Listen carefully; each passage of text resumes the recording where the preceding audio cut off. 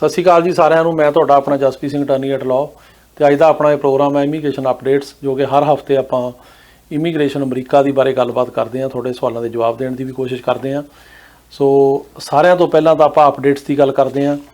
ਪਹਿਲੀ ਅਪਡੇਟ ਜਿਹੜੀ ਆ ਉਹ ਅਮਰੀਕਨ ਸੁਪਰੀਮ ਕੋਰਟ ਤੋਂ ਆ। ਅਮਰੀਕਾ ਦੀ ਸੁਪਰੀਮ ਕੋਰਟ ਨੇ ਕੈਲੀਫੋਰਨੀਆ ਦਾ ਇੱਕ ਰੂਲ ਜਿਹੜਾ ਹੈਗਾ ਉਹ ਸਟਕ ਡਾਊਨ ਕਰਤਾ, ਉਹਨੂੰ ਇਨਵੈਲਿਡ ਕਰਤਾ, ਜਿਹੜਾ ਕਿ ਇਹ ਰਿਕੁਆਇਰ ਕਰਦਾ ਸੀ ਕਿ ਜਿਹੜੀਆਂ ਵੀ ਚੈਰੀਟੇਬਲ ਇੰਸਟੀਟਿਊਸ਼ਨਸ ਹੈਗੀਆਂ ਨੋਨ ਪ੍ਰੋਫਿਟ, ਉਹ ਡੋਨਰਸ ਬਾਰੇ ਇਨਫੋਰਮੇਸ਼ਨ ਜਿਹੜੀ ਆ ਸਟੇਟ ਦੇ ਅਟਾਰਨੀ ਜਨਰਲ ਨੂੰ ਦੇਣ, ਕਿ ਜਿਹੜਾ ਬੰਦਾ ਦਾਨ ਕਰਦਾ ਸੀਗਾ ਉਹਨਾਂ ਨੂੰ ਉਹਦੀ ਇਨਫੋਰਮੇਸ਼ਨ ਜਿਹੜੀ ਸਰਕਾਰ ਨੂੰ ਦਿੱਤੀ ਜਾਵੇ। So the supreme court on Thursday invalidated a California rule that requires charitable organizations to disclose the names of contributors in a case that could impact the future of dark money politics। ਤੇ ਉਹ ਜਿਹੜਾ case ਆ ਉਹ ਇਸ ਕਰਕੇ ਹੋਇਆ ਵੀ California ਦੇ ਵਿੱਚ ਜਿਹੜੀਆਂ ਨੌਨ ਪ੍ਰੋਫਿਟ ਚੈਰਿਟੀਜ਼ ਨੇ, ਜਿਹੜੀਆਂ ਕਿ ਲੋਕਾਂ ਤੋਂ ਡੋਨੇਸ਼ਨ ਲੈਂਦੀਆਂ ਨੇ, ਉਹਨਾਂ ਦੀ ਰਿਕੁਆਇਰਮੈਂਟ ਇਹ ਸੀਗੀ ਕਿ ਉਹ ਜਿਹੜਾ ਸਟੇਟ ਦਾ ਅਟਾਰਨੀ ਜਨਰਲ ਆ ਉਹਨੂੰ ਡੋਨਰਸ ਦੀ ਇਨਫੋਰਮੇਸ਼ਨ ਦੇਣ ਵੀ ਕੌਣ ਉਹਨਾਂ ਨੂੰ ਡੋਨੇਟ ਕਰਦਾ। ਤੇ ਉਹ ਚੈਲੰਜ ਜਿਹੜਾ ਸੀ ਉਹ ਕੀਤਾ ਗਿਆ by conservative non profits American for prosperity foundation. ਤੇ ਉਹਨੇ ਕਿਹਾ ਵੀ ਇਹ ਜਿਹੜਾ ਲਾ ਆ ਗਲਤ ਆ, ਇਹ ਸਾਡੇ ਜਿਹੜੇ ਰਾਈਟਸ ਨੇ ਉਹਨਾਂ ਨੂੰ ਵਾਇਲੇਟ ਕਰਦਾ। ਤੇ ਸੁਪਰੀਮ ਕੋਰਟ ਨੇ ਜਿਹੜਾ ਲਾਅ ਹੈਗਾ ਇਹਨੂੰ ਤੋੜ ਦਿੱਤਾ, ਇਨਵੈਲਿਡ ਕਰ ਦਿੱਤਾ। ਸੋ ਇੰਪੈਕਟ ਹੁਣ ਇਹ ਹੋਊਗਾ ਵੀ ਜੇ ਆਪਾਂ ਕੋਈ ਬੰਦਾ ਡੋਨੇਸ਼ਨ ਦਿੰਦਾ ਕਿਸੇ ਵੀ ਨੌਨ ਪ੍ਰੋਫਿਟ ਆਰਗੇਨਾਈਜੇਸ਼ਨ ਨੂੰ, ਉਹਦੇ ਬਾਰੇ ਹੁਣ ਜਾਣਕਾਰੀ ਜਿਹੜੀ ਆ ਉਹ ਸਟੇਟ ਦੇ ਅਟਾਰਨੀ ਜਨਰਲ ਨੂੰ ਜਾਂ ਸਰਕਾਰੀ ਏਜੰਸੀਆਂ ਨੂੰ ਦੇਣ ਦੀ ਕੋਈ ਲੋੜ ਨਹੀਂ ਹੋਏਗੀ। ਸੋ ਇੰਡੀਵਿਜੂਅਲ ਹੱਕਾਂ ਲਈ ਇਹ ਬੜਾ ਇੰਪੋਰਟੈਂਟ ਡਿਸੀਜਨ ਆ। ਦੂਜਾ ਜਿਹੜਾ ਹੈਗਾ ਇੰਪੋਰਟੈਂਟ ਡਿਸੀਜਨ ਉਹ ਬੋਰਡ ਆਫ ਇਮੀਗ੍ਰੇਸ਼ਨ ਅਪੀਲ ਦਾ। ਇਹ ਹੈਗਾ ਮੈਟਰ ਆਫ SLH ਤੇ LBL ਰਿਸਪੋਂਡੈਂਟਸ ਡਿਸਾਈਡਡ ਔਨ ਜੂਨ 30, 2021। ਇਹਦੇ ਵਿੱਚ BIA ਨੇ ਕਿਹਾ ਕਿ ਜਿਹੜੇ ਲੋਕੀ ਆਪਣਾ ਕੇਸ ਰੀਓਪਨ ਕਰਨਾ ਚਾਹੁੰਦੇ, ਜਿਵੇਂ ਕਿਸੇ ਦੀ ਡੇਟ ਮਿਸ ਹੋ ਗਈ ਤੇ ਡੈਪੂਟੇਸ਼ਨ ਲੱਗ ਗਈ ਹੈ ਇਮੀਗ੍ਰੇਸ਼ਨ ਜੱਜ ਦੇ ਕੋਲ, ਉਹ ਰੀਓਪਨ ਕਰ ਸਕਦੇ ਆ ਜੇ ਉਹ ਐਕਸੈਪਸ਼ਨ ਸਰਕਮਸਟਾਂਸ ਸ਼ੋਅ ਕਰਨ। ਤੇ ਜੇ ਕਿਸੇ ਨੂੰ ਕੋਈ ਟ੍ਰੈਫਿਕ ਡਿਲੇ ਹੋਈ ਆ ਜਾਂ ਮੌਸਮ ਖਰਾਬ ਹੈ ਜਾਂ ਕੋਈ ਸਿਕਿਉਰਿਟੀ ਚੈੱਕ ਪੁਆਇੰਟ ਨੇ, ਉਹ ਵੀ ਇਮੀਗ੍ਰੇਸ਼ਨ ਜੱਜ ਨੂੰ ਗਿਣਨਾ ਚਾਹੀਦਾ। ਸੋ ਬੜਾ ਇੰਪੋਰਟੈਂਟ ਡਿਸੀਜਨ ਆ ਉਹਨਾਂ ਲੋਕਾਂ ਲਈ ਜਿਨ੍ਹਾਂ ਦੇ ਕੇਸ ਇਮੀਗ੍ਰੇਸ਼ਨ ਜੱਜ ਦੇ ਕੋਲ ਬੰਦ ਹੋ ਜਾਂਦੇ ਆ, ਡੈਪੂਟੇਸ਼ਨ ਲੱਗ ਜਾਂਦੀ ਆ ਰੀਓਪਨ ਕਰਾਉਣ ਵਾਸਤੇ। ਤੇ ਉਹਨਾਂ ਨੇ ਜਿਹੜੇ ਰਿਸਪੋਂਡੈਂਟਸ ਨੇ ਜਿਨ੍ਹਾਂ ਦਾ ਕੇਸ ਬੰਦ ਹੋਇਆ ਉਹਨਾਂ ਦੇ ਹੱਕ 'ਚ ਫੈਸਲਾ ਦਿੱਤਾ। ਤੇ ਇਹਦੇ 'ਚ BIA ਨੇ ਬਹੁਤ ਇੱਕ ਇੰਪੋਰਟੈਂਟ ਗੱਲ ਕਹੀ ਆ ਕਿ ਜਿਹੜਾ ਇਮੀਗ੍ਰੇਸ਼ਨ ਜੱਜ ਆ ਉਹਨੂੰ ਸਾਰੇ ਸਰਕਮਸਟਾਂਸ ਦੇਖਣੇ ਚਾਹੀਦੇ ਆ ਡਿਸੀਜਨ ਦੇਣ ਲੱਗੇ। ਤੇ ਇਹ ਨਾ ਹੋਵੇ ਵੀ ਉੱਦਾਂ ਹੀ ਉਹ ਕੇਸ ਜਿਹੜਾ ਹੈਗਾ ਉਹ ਇਹ ਕਹਿ ਕੇ ਡਿਨਾਈ ਕਰ ਦੇਵੇ ਵੀ ਐਕਸੈਪਸ਼ਨ ਸਰਕਮਸਟਾਂਸ ਜਿਹੜੇ ਆ ਉਹ ਨਹੀਂ ਬਣਦੇ।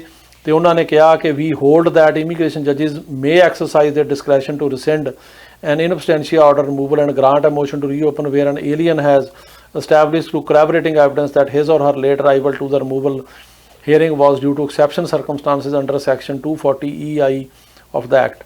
When making this case by case determination, immigration judges should consider factors such as the extent of alien's tardiness, whether the reasons for alien's tardiness are appropriately exceptional, and any other relevant factors in totality of circumstances. Corroborating evidence may include but is not limited to affidavits, traffic and weather reports, medical records, verification of aliens arriving time to the courtroom and other documentation verifying the cause of late arrival। तो ये कह रहे हैं कि जे कोई बंदा अपना case reopen करता इस ग्राउंड ते कि मेरे तो टाइम ते तां नहीं जा होया भी मेरी हथों बाहर सी सिचुएशन, ਤਾਂ ਇਮੀਗ੍ਰੇਸ਼ਨ ਜੱਜ ਨੂੰ ਇਹ ਗੱਲ ਦੇਖਣੀ ਚਾਹੀਦੀ ਆ ਕਿ ਉਹਦੀ ਕੋਈ ਮੈਡੀਕਲ ਕੰਡੀਸ਼ਨ ਕੀ ਸੀ, ਵੀ ਕੀ ਉਹ ਬੰਦਾ ਬਿਮਾਰ ਸੀ, ਉਹਦੇ ਕੋਲ ਕੋਈ ਮੈਡੀਕਲ ਰੈਕਡ ਹੈਗਾ, ਜਾਂ ਉੱਥੇ ਟ੍ਰੈਫਿਕ ਕੀ ਸੀਗੀ, ਜਾਂ ਜਿਹੜੀ ਹੈਗੀ ਆ ਵੈਦਰ ਕਿੱਦਾਂ ਦਾ ਸੀਗਾ, ਤੇ ਜਾਂ ਗਵਰਨਮੈਂਟ ਚੈੱਕ ਪੁਆਇੰਟ ਕਿੱਦਾਂ ਦੇ ਸੀਗੇ। ਜੇ ਉਹਨਾਂ ਕਰਕੇ ਉਹ ਬੰਦਾ ਲੇਟ ਹੋਇਆ ਤਾਂ ਉਹਦਾ ਕੇਸ ਰੀਓਪਨ ਹੋਣਾ ਚਾਹੀਦਾ। ਸੋ ਰੀਓਪਨ ਕਰਾਉਣ ਵਾਲਿਆਂ ਵਾਸਤੇ ਬਹੁਤ ਇੰਪੋਰਟੈਂਟ ਡਿਸੀਜਨ ਆ। ਅਗਲੀ ਖਬਰ ਹੈਗੀ ਆ ਕਿ ਜਿਹੜੀ ਬਾਈਡਨ ਐਡਮਿਨਿਸਟ੍ਰੇਸ਼ਨ ਆ ਉਹ ਅਮਰੀਕਾ ਦੇ ਵਿੱਚ ਜਿਹੜੇ ਬੰਦੇ ਡਿਪੋਰਟ ਹੋਏ ਸੀ ਟਰੰਪ ਦੀ ਮਾਈਗ੍ਰੈਂਟ ਪ੍ਰੋਟੈਕਸ਼ਨ ਪ੍ਰੋਟੋਕਾਲ ਦੇ ਅੰਡਰ MPP ਦੇ ਅੰਡਰ, ਉਹਨਾਂ ਨੂੰ ਦੁਬਾਰਾ ਇੱਥੇ ਆ ਕੇ ਕੇਸ ਲੜਨ ਦਾ ਮੌਕਾ ਦੇਵੇਗੀ। ਤੇ ਇਹ ਜਿਹੜੀ MPP ਪ੍ਰੋਗਰਾਮ ਹੈ ਟਰੰਪ ਐਡਮਿਨਿਸਟ੍ਰੇਸ਼ਨ ਨੇ ਸ਼ੁਰੂ ਕੀਤਾ ਸੀਗਾ ਕਿ ਮੈਕਸੀਕੋ 'ਚ ਰਹਿ ਕੇ ਕੇਸ ਲੜੋ। ਇਹਦੇ ਤਹਿਤ ਇਹਨਾਂ ਨੇ 70,000 ਬੰਦਿਆਂ ਨੂੰ ਡਿਪੋਰਟ ਕੀਤਾ ਤੇ ਉਹਨਾਂ ਨੂੰ ਇੱਥੇ ਆਉਣ ਨਹੀਂ ਦਿੱਤਾ। ਤੇ ਇਹ ਸਰਕਾਰ ਕਹਿ ਰਹੀ ਆ ਵੀ ਉਹਨਾਂ ਨਾਲ ਧੱਕਾ ਹੋਇਆ, ਉਹਨਾਂ ਵਿੱਚੋਂ ਕਾਫੀ ਲੋਕ ਜਿਹੜੇ ਉਹ ਕਿਡਨੈਪ ਹੋਏ, ਉਹਨਾਂ ਨੂੰ ਮਾਰਿਆ ਗਿਆ ਜਾਂ ਕਈਆਂ ਨੂੰ ਵਾਪਸ ਭੇਜਿਆ ਗਿਆ ਆਪਣੇ ਮੁਲਕਾਂ 'ਚ। ਤੇ ਇਸ ਕਰਕੇ ਇਹਨਾਂ ਵਿੱਚੋਂ 70,000 ਬੰਦੇ ਜਿਹੜੇ ਸੀਗੇ ਸਬਜੈਕਟਡ ਟੂ MPP, ਮੋਰ ਦੈਨ 27,000 ਬੰਦੇ ਡਿਪੋਰਟ ਹੋਏ ਤੇ 7,000 ਬੰਦਿਆਂ ਦੇ ਕੇਸ ਜਿਹੜੇ ਆ ਉਹ ਟਰਮੀਨੇਟ ਕੀਤੇ ਗਏ। ਤਾਂ ਉਹ ਕਹਿ ਰਹੇ ਆ ਵੀ ਇਹ ਗਲਤ ਕੀਤਾ ਗਿਆ ਤੇ ਉਹਨਾਂ ਨੂੰ ਅਸੀਂ ਇੱਥੇ ਆਉਣ ਦਾ ਮੌਕਾ ਦੇਵਾਂਗੇ। ਤੇ ਇਹਨਾਂ ਵਿੱਚੋਂ ਜ਼ਿਆਦਾ ਬੰਦੇ ਜਿਹੜੇ ਹੈਗੇ ਆ ਉਹ ਗੁਆਟਾਮਾਲਾ, ਐਲ ਸੈਲਵਾਡੋਰ ਤੇ ਹੰਡੋਰਸ ਤੋਂ ਆ। ਹੁਣ ਦੇਖਣ ਵਾਲੀ ਗੱਲ ਇਹ ਹੈਗੀ ਕਿ ਆਉਂਦੇ ਦਿਨਾਂ ਦੇ ਵਿੱਚ ਪਤਾ ਲੱਗੇਗਾ ਕਿ ਇਹਨਾਂ ਦੇ ਵਿੱਚ ਕਿਸ ਤਰ੍ਹਾਂ ਇਹਨੂੰ ਇੰਪਲੀਮੈਂਟ ਕਰਨਗੇ ਤੇ ਕਿਹੜੇ ਬੰਦੇ 'ਚ ਕੁਆਲੀਫਾਈ ਕਰਨਗੇ। ਤੇ ਇਹ ਹੁਣ ਦੱਸਾਂਗੇ। ਸਾਨੂੰ ਲੱਗਦਾ ਵੀ ਜਿਨ੍ਹਾਂ ਦਾ ਕੇਸ ਇਮੀਗ੍ਰੇਸ਼ਨ ਜੱਜ ਨੇ ਸੁਣ ਕੇ ਤੇ ਬਕਾਇਦਾ ਡਿਨਾਈ ਕੀਤਾ ਇੱਥੇ ਆ ਕੇ, ਜਿਨ੍ਹਾਂ ਦੀ ਹੀਅਰਿੰਗ ਅਮਰੀਕਾ 'ਚ ਹੋਈ, ਉਹ ਤਾਂ ਸ਼ਾਇਦ ਇਹ 'ਚ ਨਾ ਆ ਸਕਣ, ਪਰ ਜਿਨ੍ਹਾਂ ਨੂੰ ਇੱਥੇ ਆਉਣ ਦਾ ਹੀ ਨਹੀਂ ਮੌਕਾ ਮਿਲਿਆ ਗਿਆ ਤੇ ਉਹਨਾਂ ਨੂੰ ਉੱਥੇ ਮਤਲਬ ਮੈਕਸੀਕੋ 'ਚ ਰੱਖ ਕੇ ਡਿਪੋਰਟ ਕਰਤਾ, ਉਹ ਜ਼ਿਆਦਾ ਆਉਣਗੇ। ਬਾਕੀ ਆਉਣ ਵਾਲੇ ਸਮੇਂ 'ਚ ਪਤਾ ਲੱਗੇਗਾ ਵੀ ਕਿਹੜੇ ਬੰਦੇ ਇਹਦੇ 'ਚ ਕੁਆਲੀਫਾਈ ਕਰਦੇ ਆ, ਉਹਦੇ ਮੁਤਾਬਕ ਜਾਣਕਾਰੀ ਦੇਵਾਂਗੇ। ਅਗਲੀ ਖਬਰ ਜਿਹੜੀ ਆ ਇੰਪੋਰਟੈਂਟ, ਉਹ ਹੈਗੀ ਆ ਨਿਊਯਾਰਕ ਤੋਂ। ਜਿਹੜੀ ਟਰੰਪ ਆਰਗੇਨਾਈਜੇਸ਼ਨ ਹੈਗੀ ਆ ਤਾਂ ਉਹਦਾ ਚੀਫ ਫਾਈਨੈਂਸ਼ੀਅਲ ਅਫਸਰ ਆ, ਉਹਦੇ ਖਿਲਾਫ ਕ੍ਰਿਮੀਨਲ ਇੰਡਾਈਟਮੈਂਟ ਹੋਈ ਆ ਨਿਊਯਾਰਕ ਦੇ ਡਿਸਟ੍ਰਿਕਟ ਕੋਰਟ ਵੱਲੋਂ।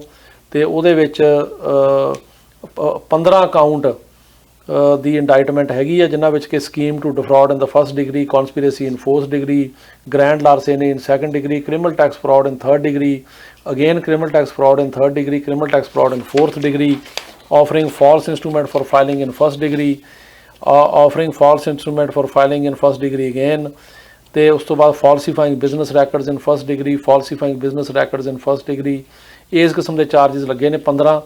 ਤੇ ਉਹਨਾਂ ਨੇ ਕਿਹਾ ਕਿ ਜਿਹੜੀ ਇਹ ਟਰੰਪ ਦੀ ਜਿਹੜੀ ਆਰਗੇਨਾਈਜੇਸ਼ਨ ਹੈਗੀ, ਇਹਨਾਂ ਨੇ ਟੈਕਸ ਦੇ ਵਿੱਚ ਹੇਰਾਫੇਰੀ ਕੀਤੀ ਹੈ 2005 ਤੋਂ ਲੈ ਕੇ 2013 ਦੌਰਾਨ।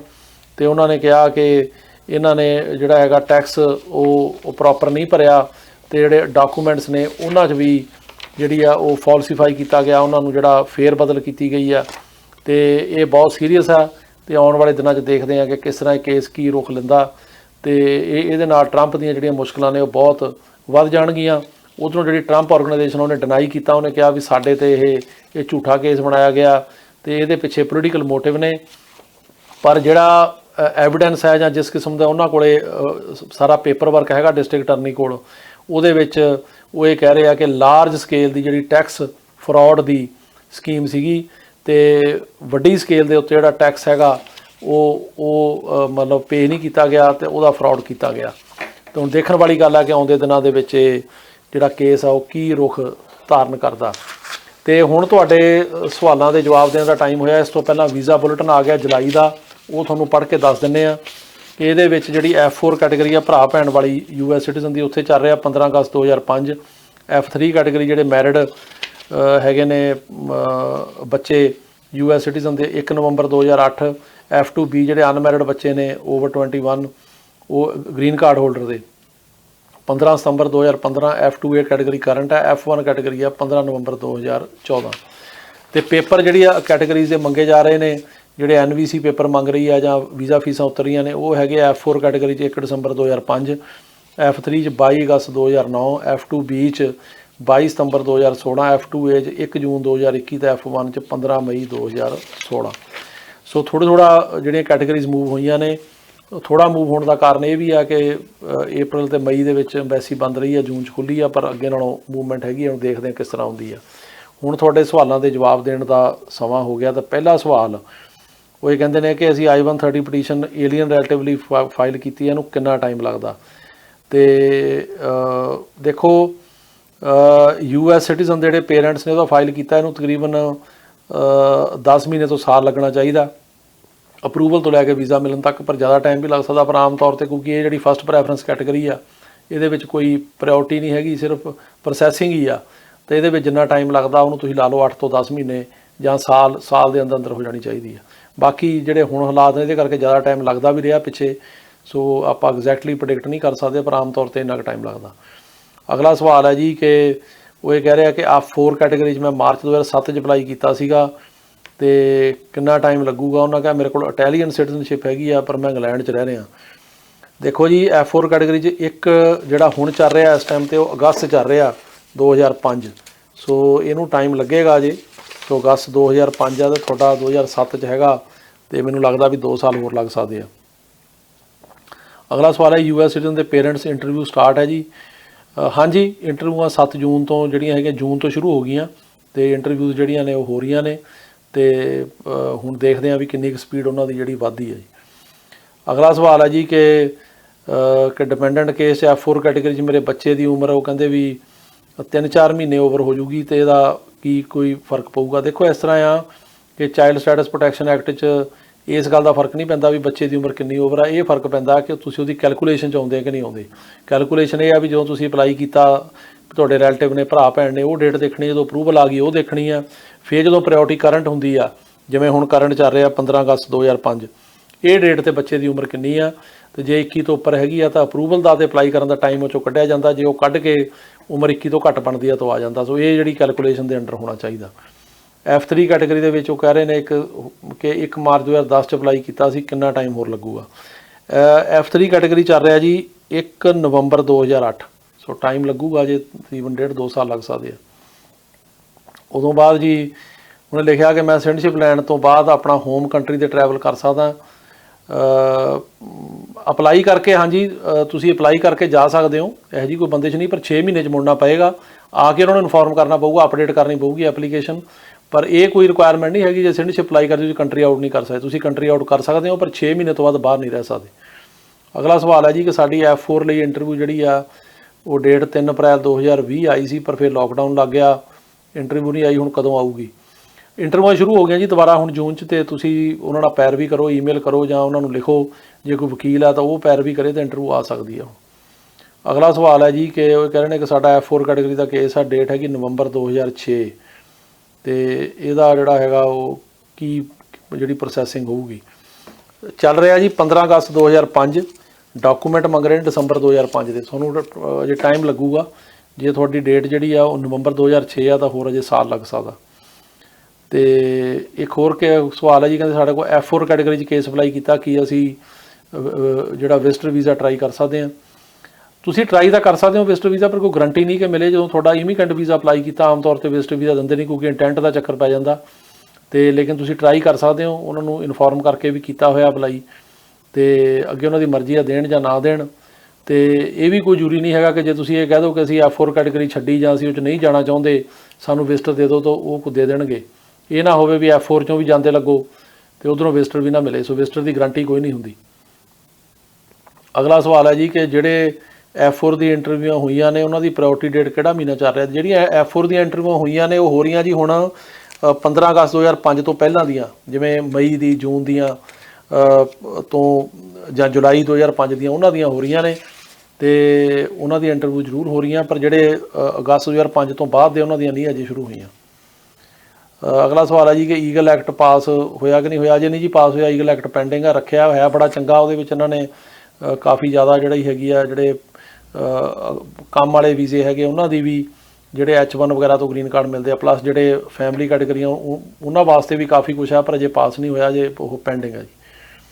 ਉਦੋਂ ਬਾਅਦ US ਐਮਬੈਸੀ ਕੋਲ B1 B2 ਦੀ ਅਪੁਆਇੰਟਮੈਂਟ ਲਈ ਉਹ ਕਹਿੰਦੇ ਆ ਵੀ ਕਦੋਂ ਤੱਕ ਖੁੱਲ੍ਹ ਸਕਦੀ ਹੈ। ਅਜੇ ਵਿਜ਼ਟਰ ਵੀਜ਼ਾ ਬੰਦ ਹੈ ਜੀ, ਅਪੁਆਇੰਟਮੈਂਟਾਂ ਉਹ ਨਹੀਂ ਦੇ ਰਹੇ, ਤਾਂ ਹੋ ਸਕਦਾ 2-3 ਮਹੀਨੇ ਅਜੇ ਹੋਰ ਲੱਗ ਜਾਣ, ਬਾਕੀ ਫਿਰ ਟਾਈਮ ਦੱਸੂਗਾ। ਉਦੋਂ ਬਾਅਦ ਹੈ ਜੀ ਕਿ ਅਗਲਾ ਸਵਾਲ ਹੈ ਕਿ ਵਿਜ਼ਟਰ ਕਦੋਂ ਆ ਸਕਦੇ ਆ? ਉਹ ਮੈਂ ਹੁਣੇ ਦੱਸ ਕੇ ਹਟਿਆ ਕਿ ਜੇ ਵਿਜ਼ਟਰ ਵੀਜ਼ੇ 'ਤੇ ਬੰਦ ਆ, ਅਮਰੀਕਾ ਨੇ ਬੈਨ ਲਾਇਆ ਇੰਡੀਆ 'ਤੇ, ਉਹਦੇ ਕਰਕੇ ਜੇ ਵਿਜ਼ਟਰ ਨਹੀਂ ਆ, ਜਦੋਂ ਬੈਨ ਖੁੱਲ੍ਹੇਗਾ, ਇਹਨੂੰ ਹੁਣ ਪਤਾ ਨਹੀਂ ਵੀ 2 ਮਹੀਨੇ ਲੱਗਣ ਜਾਂ 3 ਲੱਗਣ, ਉਸ ਤੋਂ ਬਾਅਦ ਹੀ ਆ ਸਕਣਗੇ। ਉਦੋਂ ਬਾਅਦ ਅਗਲਾ ਸਵਾਲ ਹੈ ਜੀ ਕਿ F3 ਕੈਟੇਗਰੀ ਦੇ ਵਿੱਚ 2009 ਦਾ ਕੇਸ ਲੱਗਿਆ, ਕਿੰਨਾ ਟਾਈਮ ਲੱਗੂ? F3 ਚੱਲ ਰਿਹਾ ਜੀ ਨਵੰਬਰ 2008, ਜੇ ਅਪ੍ਰੈਲ 2009 ਦਾ ਲੱਗਿਆ ਤਾਂ ਜੇ ਹੋਰ 4-5 ਮਹੀਨੇ ਲੱਗ ਸਕਦੇ ਆ।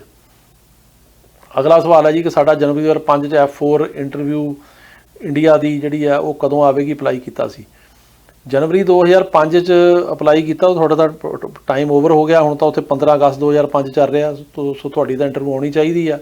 ਜੇ ਨਹੀਂ ਆਈ ਤਾਂ ਤੁਸੀਂ ਪੈਰਵੀ ਕਰੋ, ਉਹਨਾਂ ਨੂੰ ਈਮੇਲ ਕਰੋ, ਅਤੇ ਕਿਉਂਕਿ ਪਿੱਛੇ ਬੰਦ ਵੀ ਰਿਹਾ ਉਹਦੇ ਕਰਕੇ ਵੀ ਡਿਲੇ ਆ, ਪਰ ਆਉਣੀ ਚਾਹੀਦੀ ਹੈ ਇੰਟਰਵਿਊ।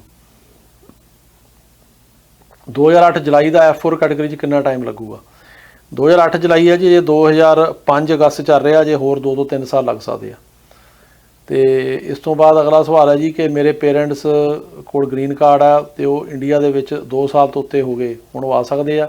ਗ੍ਰੀਨ ਕਾਰਡ ਹੋਲਡਰ ਨੂੰ ਆਮ ਤਾਂ 6 ਮਹੀਨੇ 'ਚ ਆਉਣਾ ਪੈਂਦਾ, ਪਰ ਜੇ ਕਿਸੇ ਵਜ੍ਹਾ ਕਰਕੇ ਓਵਰਸਟੇ ਹੋ ਜਾਵੇ 6 ਮਹੀਨੇ ਤੋਂ ਵੱਧ, ਤਾਂ ਸਾਲ ਦੇ ਅੰਦਰ ਤਾਂ ਜ਼ਰੂਰ ਹੀ ਮੁੜਨਾ ਪੈਂਦਾ। ਪਰ ਜੇ ਸਾਲ ਤੋਂ ਉੱਤੇ ਵੀ ਰਹਿ ਲਵੇ, ਨਾ ਆਵੇ, ਤਾਂ ਉਹ ਫਿਰ ਇੱਥੇ ਸਿੱਧਾ ਨਹੀਂ ਆ ਸਕਦਾ, ਉਹਨੂੰ ਐਮਬੈਸੀ ਜਾਣਾ ਪੈਣਾ। ਐਮਬੈਸੀ ਵਾਲੇ ਲਾਓ ਕਰ ਸਕਦੇ ਆ, ਪਰ ਇੰਨਾ ਲੰਬਾ ਟਾਈਮ ਹੋ ਗਿਆ 2 ਸਾਲ ਦਾ, ਹੋ ਸਕਦਾ ਐਮਬੈਸੀ ਵਾਲੇ ਵੀ ਲਾਓ ਨਾ ਕਰਨ, ਪਰਮਿਸ਼ਨ ਨਾ ਦੇਣ, ਤਾਂ ਤੁਹਾਨੂੰ ਪਟੀਸ਼ਨ ਦੁਬਾਰਾ ਕਰਨੀ ਪੈਣੀ ਆ। ਪਰ ਇੱਕ ਵਾਰ ਐਮਬੈਸੀ ਟਰਾਈ ਕਰ ਲਓ, ਜੇ ਉਹ ਪਿਛਲੇ ਜੋ ਵੀ ਹੁਣ ਸਮਾਂ ਰਿਹਾ ਉਹਦੇ ਕਰਕੇ ਥੋੜ੍ਹਾ ਜਿਹਾ ਤੁਹਾਨੂੰ ਚਾਂਸ ਦੇ ਦੇਣ, ਤਾਂ ਐਮਬੈਸੀ ਤੋਂ ਪਰਮਿਸ਼ਨ ਲਈ ਬਿਨਾਂ ਜਿਹੜਾ ਓਵਰਸਟੇ ਸਾਲ ਤੋਂ ਉੱਤੇ ਕਰ ਗਿਆ ਉਹ ਨਹੀਂ ਆ ਸਕਦਾ। ਅਗਲਾ ਸਵਾਲ ਹੈ ਜੀ ਕਿ ਸਾਡਾ ਕੇਸ 17 ਜੂਨ 2005 ਦਾ F4 ਕੈਟੇਗਰੀ ਦਾ ਕਿੰਨਾ ਟਾਈਮ ਲੱਗੂਗਾ? 17 ਜੂਨ 2005, ਹੁਣ ਤਾਂ ਅਗਸਤ ਚੱਲ ਰਿਹਾ ਜੀ ਉੱਥੇ, ਅਤੇ ਤੁਹਾਡੀ ਜਿਹੜੀ ਹੈਗੀ ਆ ਆਉਣੀ ਚਾਹੀਦੀ ਹੈ ਇੰਟਰਵਿਊ। ਤੁਸੀਂ ਇਹਦੀ ਪੈਰਵੀ ਕਰੋ, ਅਤੇ ਇੰਟਰਵਿਊਆਂ ਥੋੜ੍ਹੀਆਂ ਡਿਲੇ ਹੈਗੀਆਂ, ਪਰ ਆਉਣੀਆਂ ਚਾਹੀਦੀਆਂ। ਅਗਲਾ ਸਵਾਲ ਹੈ ਜੀ ਕਿ ਸਾਡਾ ਕੇਸ ਅਪ੍ਰੈਲ 2021 ਵਿੱਚ NVC ਕੋਲ ਗਿਆ ਸੀ, ਬਾਅਦ ਵਿੱਚ ਕੋਈ ਇੰਟਰਵਿਊ ਲੈਟਰ ਨਹੀਂ ਆਈ। NVC ਟਾਈਮ ਲੱਗਦਾ ਜੀ, ਅੱਜ ਕੱਲ੍ਹ ਤੁਸੀਂ ਪੈਰਵੀ ਜ਼ਰੂਰ ਕਰੋ ਉੱਥੇ, ਕਿਉਂਕਿ NVC ਡਾਕੂਮੈਂਟ ਮੰਗਦੀ ਆ। ਅੱਜ ਕੱਲ੍ਹ ਡਾਕੂਮੈਂਟ ਸਾਰੇ ਆਨਲਾਈਨ ਜਾਂਦੇ ਆ। ਤੇ ਜੇ ਅਪ੍ਰੈਲ 2021 'ਚ ਗਿਆ ਤੇ ਇਹ ਦੇਖੋ ਵੀ ਸਾਰਾ ਉਹਨਾਂ ਨੇ ਐਕਸੈਪਟ ਕਰ ਲਿਆ, ਕੋਈ ਦੁਬਾਰਾ ਚੀਜ਼ ਤਾਂ ਨਹੀਂ ਮੰਗੀ, ਪਰ ਅਜੇ ਉਹਨਾਂ ਨਾਲ ਪੈਰਵੀ ਕਰਨੀ ਜ਼ਰੂਰੀ ਆ, ਪਰ ਟਾਈਮ ਲੱਗ ਰਿਹਾ। ਅਗਲਾ ਸਵਾਲ ਹੈ ਜੀ ਕਿ ਜੂਨ 2005 ਦੇ ਵਿੱਚ ਅਪਲਾਈ ਕੀਤਾ ਸੀਗਾ, F4 ਕਿੰਨਾ ਟਾਈਮ ਲੱਗੂਗਾ? ਅਜੇ ਅਗਸਤ 5 ਚੱਲ ਰਿਹਾ, ਜੂਨ 'ਚ ਕੀਤਾ, ਤੁਹਾਡੀ ਇੰਟਰਵਿਊ ਜਿਹੜੀ ਆ ਸਕਦੀ ਆ। ਹੁਣ ਤੁਹਾਡਾ ਤਾਂ ਆਲਰੇਡੀ ਉੱਥੇ ਜਿਹੜਾ ਕਰੰਟ ਹੈ, ਪਰ ਇੰਟਰਵਿਊ ਆਉਣ ਨੂੰ ਟਾਈਮ ਲੱਗਦਾ। ਇੰਟਰਵਿਊਆਂ ਸਕੈਜੂਲ ਹੁਣ ਹੋ ਰਹੀਆਂ ਨੇ, ਪਿੱਛੇ ਬੰਦ ਹੋ ਗਈਆਂ ਸੀ, ਬੈਨ ਵੀ ਲੱਗਿਆ ਰਿਹਾ ਇਸ ਕੈਟਾਗਰੀ 'ਤੇ। ਪਰ ਤੁਸੀਂ ਉਹਨਾਂ ਨਾਲ ਕੰਟੈਕਟ ਜ਼ਰੂਰ ਕਰੋ, ਈਮੇਲ ਕਰੋ, ਜਾਂ ਉਸ ਤਰੀਕੇ ਨਾਲ ਜੇ ਤੁਹਾਡਾ ਕੋਈ ਵਕੀਲ ਆ ਤਾਂ ਉਹ ਉਹਨਾਂ ਨੂੰ ਈਮੇਲ ਕਰੇ, ਤਾਂ ਕੰਟੈਕਟ ਕਰਨਾ ਚਾਹੀਦਾ। ਤੇ ਆਪਣਾ ਆਖਰੀ ਸਵਾਲ ਹੈ ਜੀ ਅੱਜ ਦਾ, ਕਿ ਉਹਨਾਂ ਨੇ ਕਿਹਾ ਕਿ ਮੈਂ USA 2 ਸਾਲ ਪਹਿਲਾਂ ਆਇਆ ਸੀ, ਨਵੰਬਰ 24 2020 ਨੂੰ ਵਰਕ ਪਰਮਿਟ ਅਪਲਾਈ ਕੀਤਾ ਸੀਗਾ, ਰਿਸੀਵਿੰਗ ਲੈਟਰ ਆ ਗਿਆ, ਤੇ ਉਸ ਤੋਂ ਬਾਅਦ ਦਸੰਬਰ 2020 ਨੂੰ ਮੇਰੇ ਪਾਸ ਆ ਗਿਆ ਵਰਕ ਪਰਮਿਟ, ਪਰ ਮੇਰਾ ਕरें कि देखो कि ਨਵੰਬਰ 24 2020 ਨੂੰ ਅਪਲਾਈ ਕੀਤਾ, ਰਿਸੀਵਿੰਗ ਲੈਟਰ ਆਇਆ, ਪਰ ਅਜੇ ਵਰਕ ਪਰਮਿਟ ਨਹੀਂ ਆਇਆ, ਕਿੰਨਾ ਟਾਈਮ ਲੱਗੂਗਾ? ਦੇਖੋ ਇਸ ਤਰ੍ਹਾਂ ਅੱਜ ਕੱਲ੍ਹ ਜਿਹੜਾ ਵਰਕ ਪਰਮਿਟ ਤੁਸੀਂ ਰਿਨਿਊ ਕਰਾਉਂਦੇ ਆ ਉਹਨੂੰ 6 ਮਹੀਨੇ ਲੱਗਦੇ ਆ। ਸੋ ਜੇ ਫਰਜ਼ ਕਰੋ ਤੁਸੀਂ ਵਰਕ ਪਰਮਿਟ ਨਵੰਬਰ ਜਾਂ ਦਸੰਬਰ 'ਚ ਕੀਤਾ ਤੇ ਹੁਣ ਤੱਕ ਆਉਣਾ ਚਾਹੀਦਾ, ਕਿਉਂਕਿ 6 ਮਹੀਨੇ ਦਾ ਟਾਈਮ ਹੁੰਦਾ ਉਹਨੂੰ। ਪਰ ਜੇ ਤੁਸੀਂ ਫਸਟ ਟਾਈਮ ਅਪਲਾਈ ਕੀਤਾ ਉਹ ਤਾਂ 2-3 ਮਹੀਨੇ 'ਚ ਆ ਜਾਂਦਾ, ਜੇ ਤੁਸੀਂ ASAP ਦੇ ਮੈਂਬਰ ਬਣੇ ਆ। ਜੇ ਤੁਸੀਂ ASAP ਦੇ ਮੈਂਬਰ ਨਹੀਂ ਬਣੇ, ਫਿਰ ਸਾਲ ਬਾਅਦ ਆਉਂਦਾ। ਹੁਣ ਇਹ ਪਤਾ ਨਹੀਂ ਵੀ ਤੁਹਾਡਾ ਰਿਨਿਊਅਲ ਹੈ ਕਿ ਫਸਟ ਟਾਈਮ ਹੈ। ਜੇ ਰਿਨਿਊਅਲ ਆ ਨੂੰ 6 ਮਹੀਨੇ ਲੱਗਣਗੇ, ਜਿਹੜਾ ਫਸਟ ਟਾਈਮ ਹੈ ਉਹ ਆਉਣਾ ਚਾਹੀਦਾ। ਬਾਕੀ ਮੈਨੂੰ ਫੋਨ ਕਰ ਲਿਓ 9179154142 ਜਾਂ ਈਮੇਲ ਕਰ ਲਿਓ, ਮੈਂ ਉੱਥੋਂ ਪਤਾ ਕਰ ਦੂੰਗਾ। ਸੋ ਇਹ ਸੀ ਜੀ ਤੁਹਾਡੇ ਸਵਾਲਾਂ ਦੇ ਜਵਾਬ, ਤੇ ਮੈਨੂੰ ਆਸ ਹੈ ਕਿ ਤੁਹਾਨੂੰ ਪ੍ਰੋਗਰਾਮ ਪਸੰਦ ਆਇਆ ਹੋਵੇਗਾ। ਤੇ ਇਹਦੇ ਨਾਲ ਹੀ ਤੁਹਾਡਾ ਸਾਰਿਆਂ ਦਾ ਬਹੁਤ ਬਹੁਤ ਧੰਨਵਾਦ। ਅਗਲੇ ਹਫਤੇ ਫੇਰ ਮਿਲਦੇ ਹਾਂ, ਤੁਹਾਡੇ ਜਿਹੜੇ ਸਵਾਲਾਂ ਦੇ ਜਵਾਬ ਹੋਣਗੇ ਉਹ ਦੇਣ ਦੀ ਕੋਸ਼ਿਸ਼ ਕਰਾਂਗੇ। ਜੋ ਵੀ ਸਵਾਲ ਨੇ ਤੁਸੀਂ ਆਪਣੇ ਵੀਡੀਓ ਥੱਲੇ ਲਿਖ ਕੇ ਭੇਜੋ, ਤੇ ਮੈਂ ਅਗਲੇ ਵੀਕ ਉਹਦੇ ਜਵਾਬ ਦੇਣ ਦੀ ਟਰਾਈ ਕਰੂੰਗਾ। ਚੰਗਾ ਜੀ, ਸਤਿ ਸ਼੍ਰੀ ਅਕਾਲ।